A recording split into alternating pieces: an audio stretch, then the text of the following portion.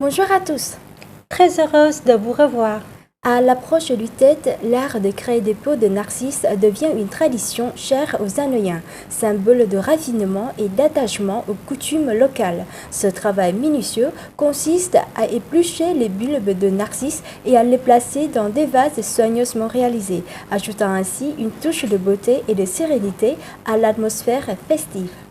Cette semaine, nous avons l'honneur de vous inviter à découvrir un atelier unique animé par Madame Tengcha, où elle guidera les participants dans la création de leur propre bouquet de narcisses. Cette expérience permet non seulement d'apprendre un art traditionnel, mais aussi de cultiver un lien plus profond avec les coutumes locales, que ce soit pour offrir un cadeau ou embellir son intérieur pour le Tết. Mais avant de plonger dans cet atelier créatif, nous vous proposons un survol des actualités marquantes de la semaine.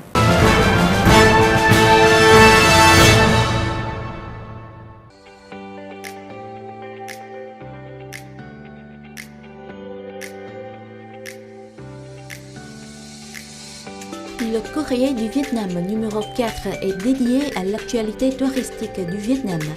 Dans cette édition, nous mettons en lumière le succès exceptionnel du secteur en 2024, marqué par une croissance impressionnante du nombre de visiteurs, ainsi que les événements majeurs à venir, comme l'année nationale du tourisme à Hue et la valorisation de son patrimoine unique.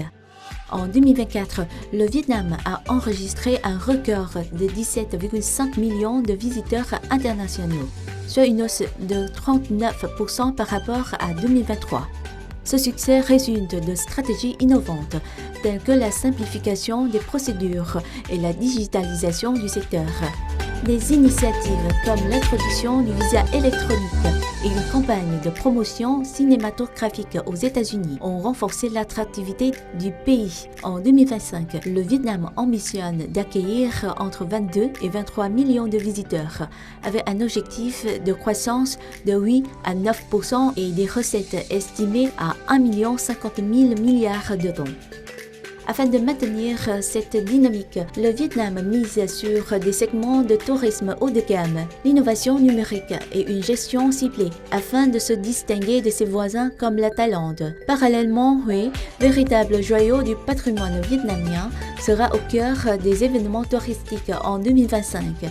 La ville accueillera l'année nationale du tourisme et la 14e édition de son festival sous le thème Hue, ancienne capitale, nouvelles opportunités.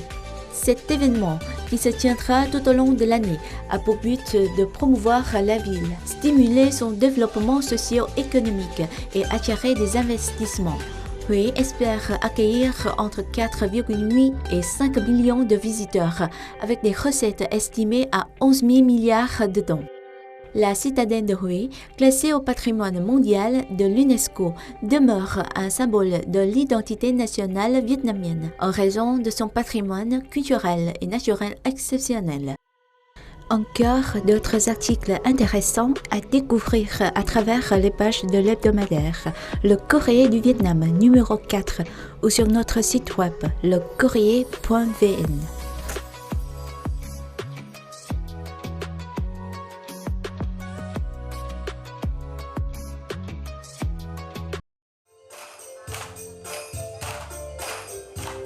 La province montagneuse de Hòa Bình dans le nord a été classée parmi les 71 plus beaux endroits à visiter au monde par le prestigieux magazine britannique de voyage Condé Nast Traveler.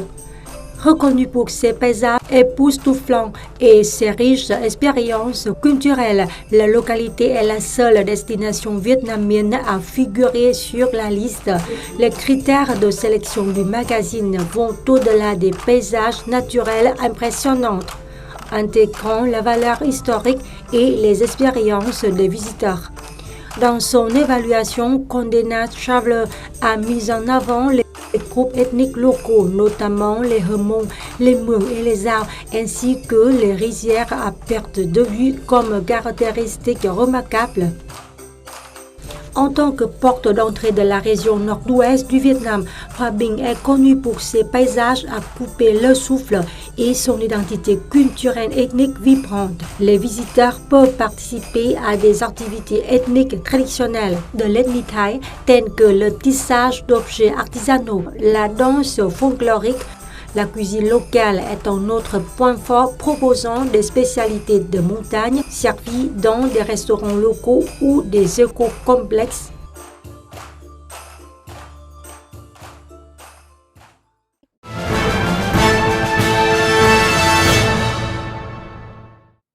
Symbole de renouveau et de beauté éphémère, la fleur de narcisse d'une élégance raffinée parfume la maison d'une douce mélancolie printanière. Pour Madame Thanh Cha, l'art de façonner des bouquets de narcisses est une véritable passion. À l'approche du tête lunaire, elle se fait un devoir de transmettre son savoir-faire et de partager son amour pour cette fleur emblématique. Ces ateliers organisés chaque année avant le Tết sont une occasion rare pour tous de découvrir le secret de culture et de création des compositions florales traditionnelles à base de narcisses. Reportage.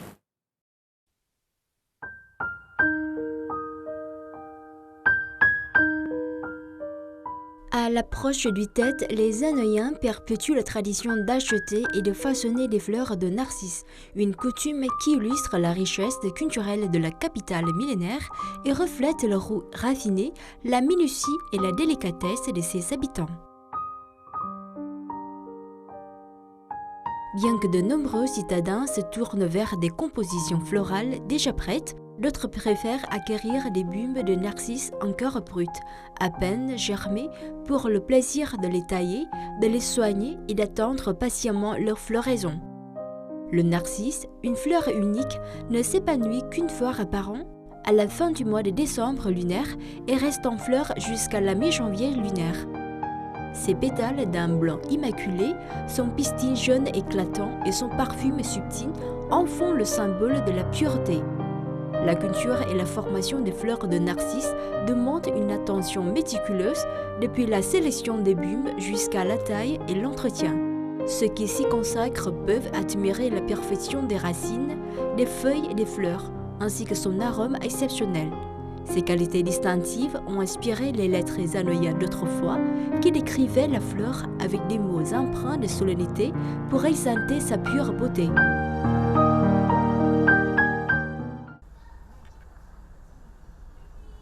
Madame Thanh Cha, une passionnée des narcisses, a découvert cette fleur il y a plus de 8 ans.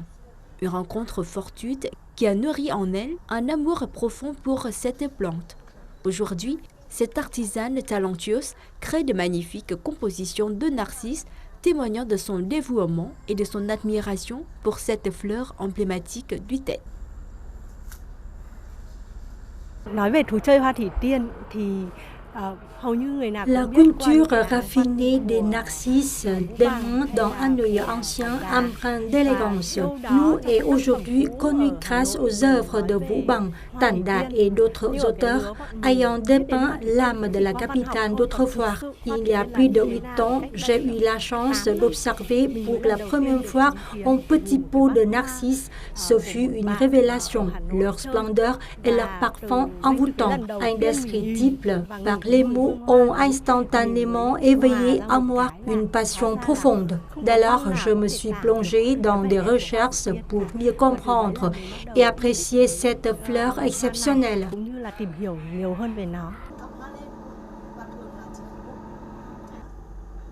Animée par cet amour pour le narcisse, Thanh Cha a décidé de transmettre cette tradition à l'approche du Tết, en organisant des ateliers dédiés à l'art de l'épluchage, de la taille des bulbes et de l'entretien de cette fleur délicate. Cette année, en collaboration avec Tom Cuisine, elle a réuni des passionnés lors d'une rencontre conviviale où elle a partagé ses connaissances avec des participants venus de Hanoï et des provinces voisines. Prendre soin des narcisses exige une attention constante et une implication à chaque étape pour que la fleur révèle toute sa beauté et son parfum au moment du réveillon lunaire. Le processus, complexe et minutieux, comprend la sélection des bulbes, leur taille, leur trempage, leur germination, leur enracinement et enfin leur floraison. Chaque étape doit être réalisée avec beaucoup de soin, comme si l'on s'occupait d'un enfant. Les bumbes sélectionnées doivent présenter une peau fine de couleur brun foncé, légèrement spongieuse et d'un bel aspect. L'épluchage, une étape clé, requiert une grande dextérité pour transformer un bulbe au premier abord semblable à un oignon rugueux en une base raffinée, prête à devenir une fleur élégante aux formes variées.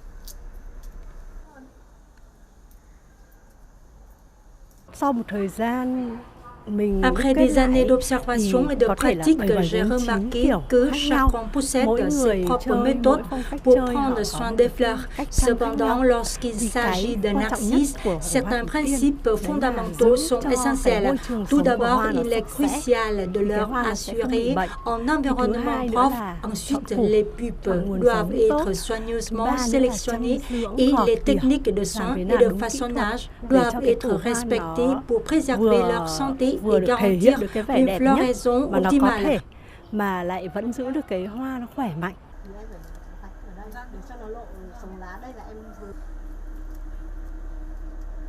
Pour obtenir des narcisses pleinement épanouis, le cultivateur doit consacrer entre 15 et 24 jours à leur entretien minutieux.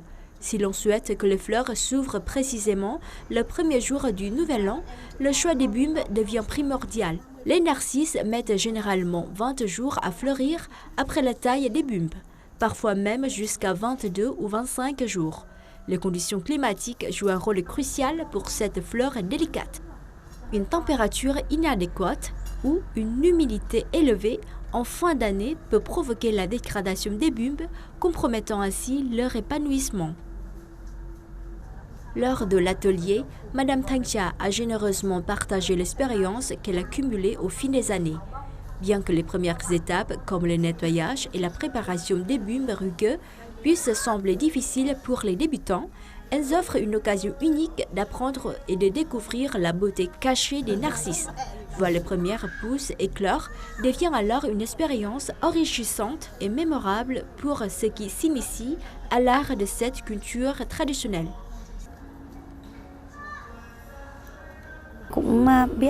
Il y a quelques années, j'ai découvert la culture des narcisses, mais je n'avais ni le temps ni l'occasion de m'y consacrer pleinement. Cette année, j'ai décidé de participer à l'atelier organisé par Tấm Cuisine, dans l'espoir de préparer des pots de narcisses pour ma famille à l'occasion du Tết.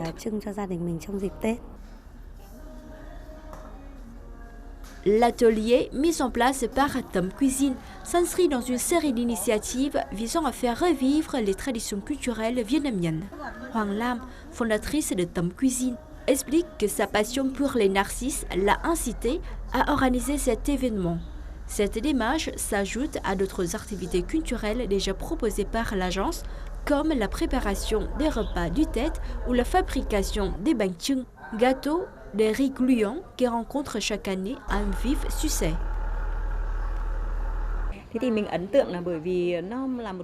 Ce qui m'a frappé, c'est que l'entretien des narcisses demande une attention particulière, surtout lors de la taille des bulbes. Bien que la fin de l'année soit une période très chargée pour moi, prendre quelques heures pour tailler les bulbes me procure un vrai moment de détente.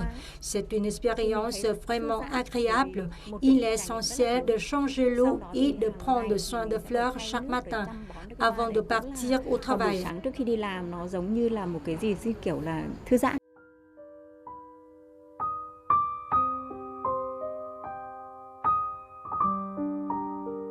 La tradition de la culture du narcisse a été interrompue par des périodes difficiles pour le pays. Cependant, au cours des dernières années, avec l'amélioration du niveau de vie, cette fleur a connu une véritable renaissance, attirant de plus en plus de passionnés de tous âges, y compris les jeunes.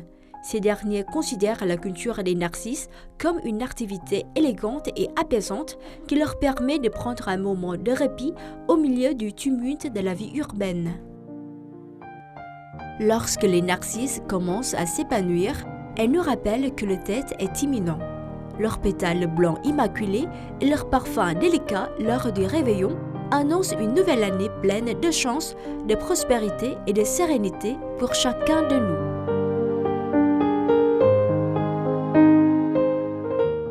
C'est la fin de cette édition.